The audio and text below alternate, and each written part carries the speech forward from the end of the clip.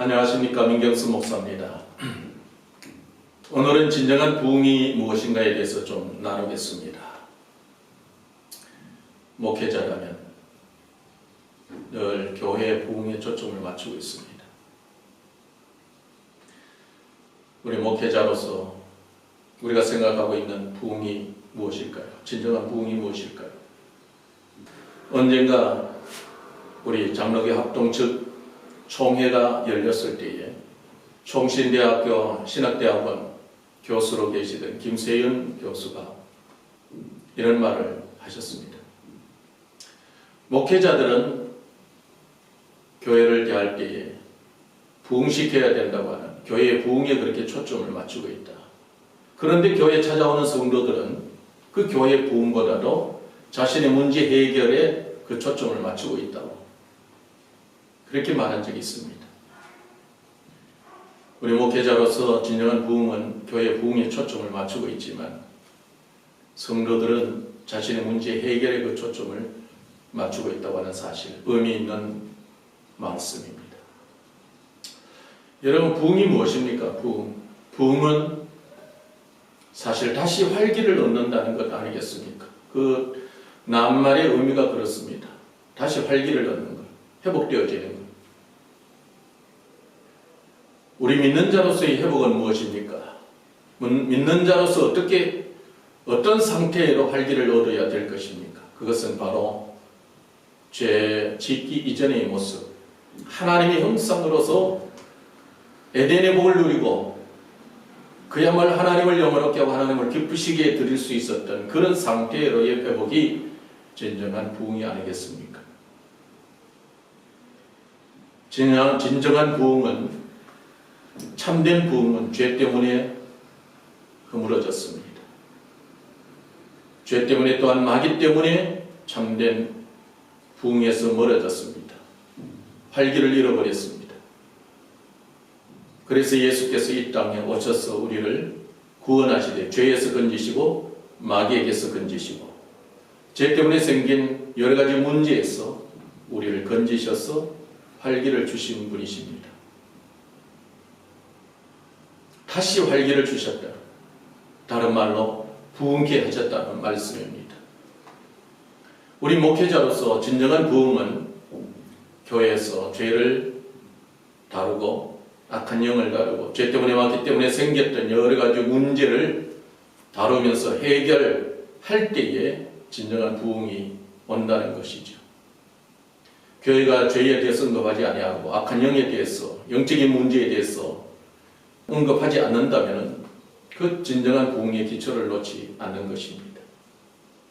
사실 예수 그리스도께서 이 땅에 오셔서 성령을 받으시고 제자들에게 먼저 하신 말씀이 내게 성령이 임하셨으니 이는 가난한 자에게 복음을 전하게 하시려고 내게 기름을 부으셨다. 그리고 눈먼 자를 보게 하고 눌린 자를 자유케 하고 매인 자에게 갇힌 자에게 노임을 전파하게 하기 위해서 오셨다고 그렇게 말씀하셨습니다.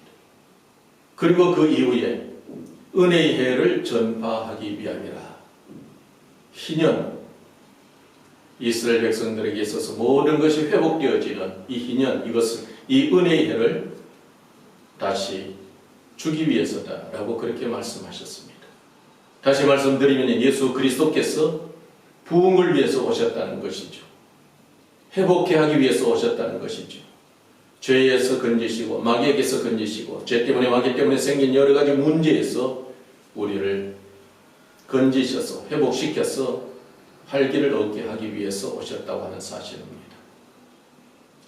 그러므로 진정한 부흥은 우리가 죄를 다뤄야 될 것이고 여러 가지 영적인 문제를 다뤄야 될 것이고 세상의 문제를 다룰 수 있어야 할 것입니다. 저도 신학하며 목사가 되고 목회를 시작할 때에는 사실 이런 부분에 크게 관심이 없었습니다. 그런데 성령의 은혜 안으로 들어가면 들어갈수록 죄를 다루게 되었고 영적인 문제를 다루게 되었고 여러 가지 문제를 다시 보게 되었습니다.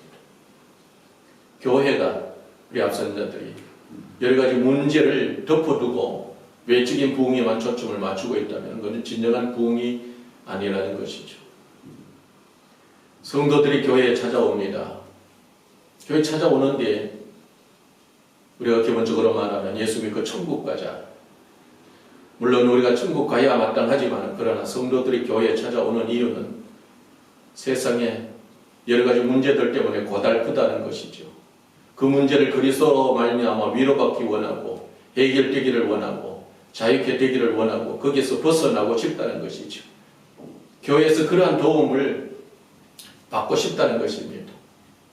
다시 말하지만 진정한 부흥을 요구한다는 것입니다. 다시 활기를 얻고 싶다는 것입니다. 이러한 성도들의 바람을 따라서 우리 사역자들이 앞선 자들이 활기를 되찾아 주어야 할 것입니다. 자주 들려오는 매스컴의 소리, 인기인들이, 가진 자들이, 잘난 자들이 세상적으로 볼 때 그렇습니다. 그런 자들이 왜 극단적인 선택을 하느냐? 그런 극단적인 선택을 하는 사람들이 그리스도인이었다고 하는 이런 사실을 알 때는 더욱 안타깝게 여겨집니다. 교회에 찾아온 그들에게 진정한 지위와 자유와 회복을 줄 수만 있었다면 그런 방법을 선택하지 않았을 것입니다. 외적인 것보다 그런 치유, 자유, 회복, 해결, 참된 부흥, 진정한 부흥에 초점을 맞추고 우리가 사역을 했다고 하면 그런 선택을 하지 않았겠죠. 그러므로 우리가 이런 쪽으로 더 깊은 관심을 가지고 우리가 신앙생활을 해야 할 것입니다. 또한 사역해야 될 것입니다. 성령은 또한 어떤 분이십니까? 예수님께서 소개하신 성령은 어떤 분이십니까? 예수께서 구속의 역사를 이루시고 부활하시고 승천하시면서 남기신 말씀이 예루살렘 떠나지 말고 아버지께서 약속하신 성령을 기다리라. 성령이 임하면 너희가 권능을 받는다. 그리고 증인이 된다. 그 권능을 받는다는 말씀이 무엇입니까? 그 권능은 영적으로 활력을 얻는다는 말씀 아니겠습니까? 죄 때문에, 마귀 때문에, 저마귀 때문에 생긴 여러 가지 문제에서 벗어나게 하는 그리스도로 말미암아 활력을 얻는 것. 예수께서 십자가를 통해서 구원의 역사를 이루셨고 그 구원의 은총, 그 구원의 영광 가운데로 인도하도록 성령을 보내주시면 성령 안에서 회복되어진다는 것, 활기를 얻는다는 것, 그것이 능력 아니겠습니까? 그러므로 우리가 그리스도의 그 은혜 속으로 들어가기 위해서는 그리스도께서 부어주시는 성령의 충만한 은혜 속으로 들어가야 할 것입니다. 성령이 임해야, 성령이 부어져야, 기름 부음처럼 우리에게 충만하게 부어져야 활기를 얻는 것, 회복되어지는 것, 치유받게 되는 것, 자유케 되어진다는 것입니다.